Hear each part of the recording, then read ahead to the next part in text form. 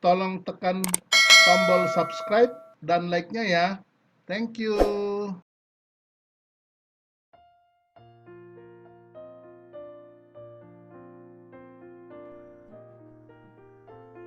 Oke, selamat datang Bapak Denis. Dapatkah Bapak memperkenalkan diri kepada kami semua? Karena pasti banyak dari kami yang belum mengenal Bapak, terutama Baik, di Taiwan. terima kasih ya Bang Fatma. Saya Denis Firmansyah, saya praktisi bidang multi-finance sedikitnya 37 tahun terakhir ini, dan saya memulai karir saya dari saat rendah, kalau tidak bisa dibilang minus ya mungkin rendah. Saya menggapai jenjang dengan tentunya nggak semudah yang dipikirkan, tetapi saya bersyukur bahwa sejak saya bekerja,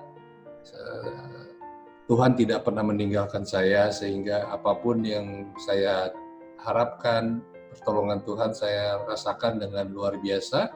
Meskipun tentunya nggak semua mulus-mulus saja, bukan karena Tuhan nggak sayang sama saya, tapi barangkali ketidakmulusan itu supaya saya lebih menggantungkan diri kepada Tuhan. Ya, saya juga pernah kehilangan pekerjaan dan sebagainya. Jadi sampai hari ini saya tidak keluar dari fokus kerja karir saya di multi finance, dan rasanya sudah akan mentok di situ, dan tentunya banyak sekali pengalaman-pengalaman baik itu bagus dan tidak bagus di dalam industri. Mungkin itu saja sementara. Oke.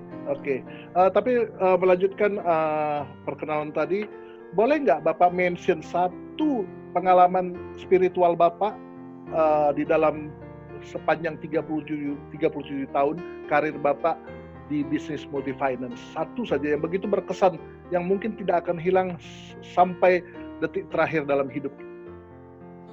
Terima kasih. Yang sudah pasti pengalaman krisis ekonomi di tahun 1998. Oke. Ya, di mana pada tahun 97 saya bergabung dengan satu perusahaan sebagai wakil direktur utama. Ya. Tetapi memasuki 98 sekitar bulan Mei kalau nggak salah, 98 CEO-nya itu kebetulan orang asing, sehingga kontraknya tidak dilanjutkan oleh pemegang saham karena honornya dalam US dollar. Ya, sedangkan saya kan dalam rupiah, ya. Sehingga saya nggak tahu ini keberuntungan atau bukan atau apapun, jadi saya menggantikan beliau sebagai direktur utama. Pada saat itulah tentunya saya menjadi orang nomor satu di perusahaan tersebut, sehingga segala apapun yang saya lakukan, saya akan diminta pertanggungjawaban jawab yang sangat maksimal dari para pemegang saham. Dan jujur, di hari-hari itu suatu perjalanan yang barangkali sedikit horor ya pada saat itu, karena semua orang juga bingung, semua perusahaan juga banyak yang bangkrut pada hari itu, termasuk perusahaan yang saya pimpin. Pengertian bangkrut itu bukan secara tetapi memang saya melakukan satu tindakan di mana, karena ini bidangnya pembiayaan ya, sehingga ada satu hari aja terlambat dari piutangnya ada, saya sediakan pencadangan 100%. Wah.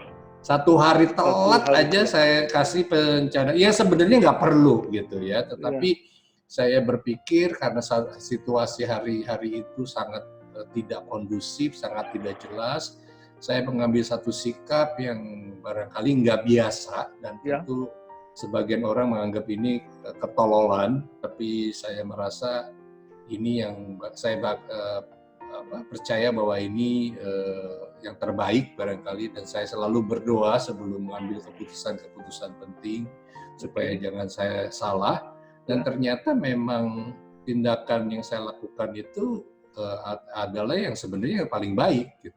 Karena kenapa? Bukan karena saya hebat, tetapi karena pada saat itu nggak ada yang bisa jamin yang hari-hari itu account-nya lancar, itu akan terus lancar.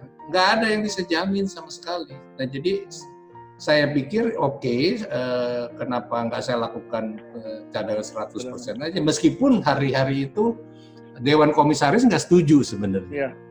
Tapi saya ajukan tetap dengan catatan, saya bilang kalau Bapak memang sebagai komisaris tidak setuju, Bapak tolong menyurat kepada saya dengan resmi.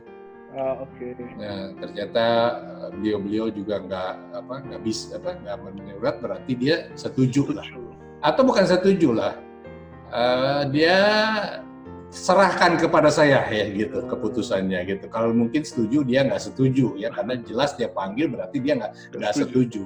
Tetapi artinya dia serahkan kepada saya. Saya rasa itu momen pengalaman yang tidak bisa hilang dalam hidup saya, dalam karir saya, dan sangat berbekas dan juga sangat bermanfaat dalam situasi yang sekarang ini. Jadi saya bisa cerita banyak pengalaman saya. Oke. Tetapi dalam tahun itu 97-98 Bapak yakin campur tangan Tuhan yang justru sangat persentasenya besar ya? Yes. Oke. Kemudian kita kembali ke dalam masa sekarang nih Pak. Kita tahu pandemik ini luar biasa sekali, dan kalau tidak salah Indonesia masih berkutat di peringkat 30 ke 33 dari korban ya, jumlah korban.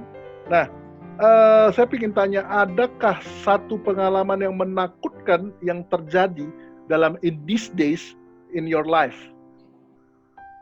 Pengalaman apa misalkan? Ya, terkait dengan misalnya gini, kita tahu kita menghadapi musuh yang tidak terlihat. Kita mungkin bisa sehat, tahu-tahu kita menjadi carrier yang bisa menularkan orang terdekat dan lain sebagainya. Itu kan apakah pengalaman seperti itu pasti menakutkan Pak? Karena melawan musuh tak terlihat ini. Atau ada seperti yang lain gitu? Oke, terima kasih pertanyaannya. Sesungguhnya agak sulit dijawab ya.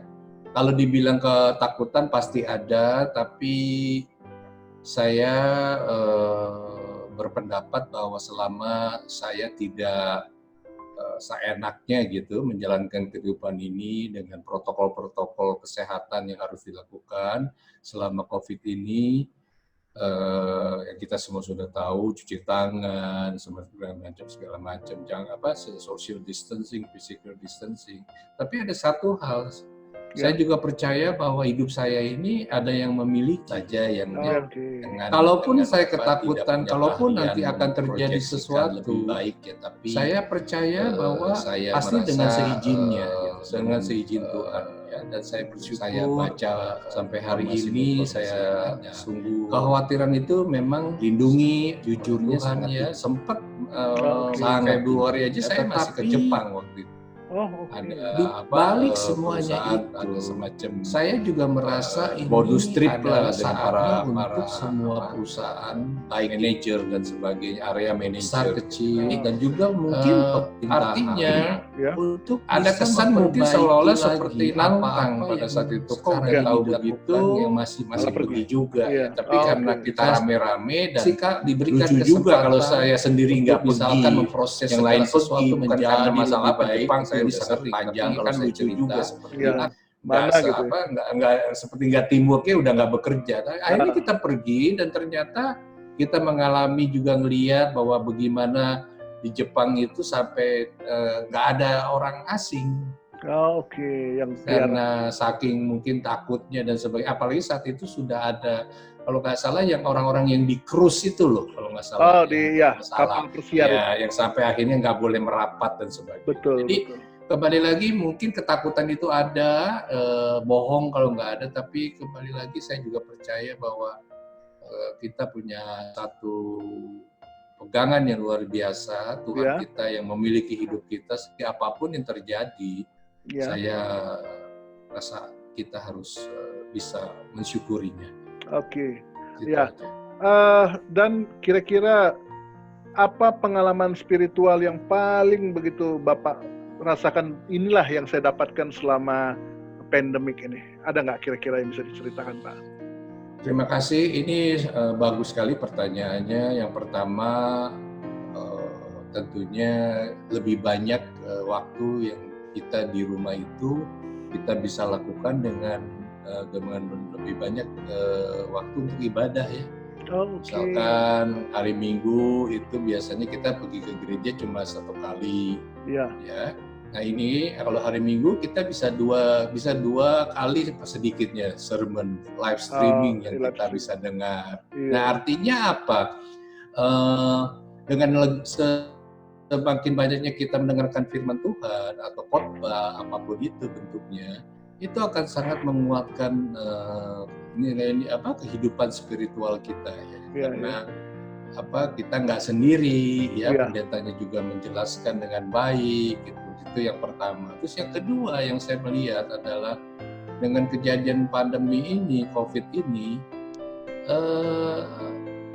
kesadaran untuk membantu yang membutuhkan, misalkan yatim piatu dan sebagainya, itu seolah-olah tuh setiap saat itu Roh Kudus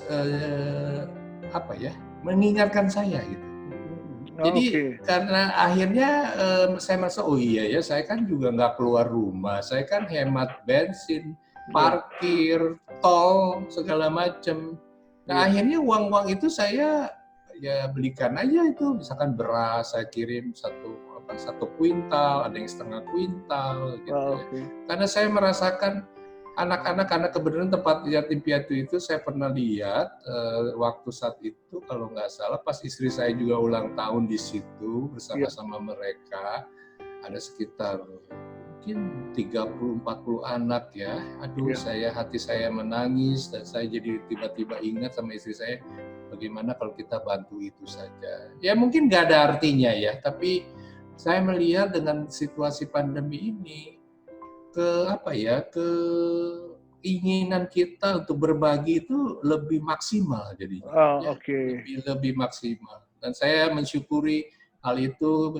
Roh Kudus terus ingatkan saya bahwa ini adalah waktunya untuk membantu teman-teman yang istilahnya atau saudara-saudara kita yang berkekurangan ya. Itu mungkin yang saya bisa lakukan sampai ini. Oke, jadi berarti kepekaan Bapak terlatih selama pandemik ini untuk semakin peka terhadap orang yang memang ya kekurangan dan mungkin tertekan dalam hidupnya selama masa-masa COVID ini ya. Begitu. Ya. Oke, itu benar-benar spiritual pengalaman spiritual. Mungkin saya tambahin sedikit boleh ya. Jadi misalkan ada beberapa pendeta yang sedang mengikuti semacam kuliah kayak seperti kuliah lepas lah, itu kan ada biayanya meskipun nggak terlalu besar, beberapa ratus ribu rupiah aja. Tapi akhirnya penyelenggaranya menyebutkan, Pak ini ada beberapa hamba Tuhan yang dari daerah situasi ini betul-betul tidak bisa membayar lah istilahnya. Ya akhirnya ya 300.000 rupiah saya kirim aja untuk 5-6 orang. Dan tentunya nggak ada artinya barangkali ya, tapi semua akhirnya mereka kirim terima kasih lewat si penyelenggara dan penyelenggara forward lagi ke saya. Saya bukan senang dibilang dapat ucapan terima kasih, bagi saya itu kan sebenarnya uangnya juga Tuhan yang punya. Jadi sebenarnya bukan untuk saya, itu dia berterima kasih untuk yang mempunyai uang gitu ya. Yang mempunyai uang bukan saya. Saya cuman bendahara saja. Bisa Roh Kudus minta saya suruh kirim ya kirim aja gitu. Nah, jadi mungkin hal-hal seperti itu tentu kalau misalkan lagi nggak pandemi, jangan-jangan mendingan saya beli polo, mendingan saya makan enak gitu ya. Tapi kan ini enggak gitu ya. Jadi ternyata kembali lagi nilai-nilai dalam situasi pandemi ini menjadi berbeda ya. New normalnya ini berbeda gitu. Mungkin itu aja yang saya bisa katakan. Oke, thank you banget nih Pak. Dan menurut Bapak, apa yang mau Tuhan bicarakan atau pesan Tuhan di dalam peristiwa sekarang ini? Baik, ini juga bagus pertanyaannya. Saya punya satu kesimpulan yang sederhana ya.